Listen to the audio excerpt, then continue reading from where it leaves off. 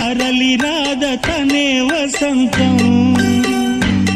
తన దరికి రాని వనాల కోసం తరలి రాద తనే వసంతం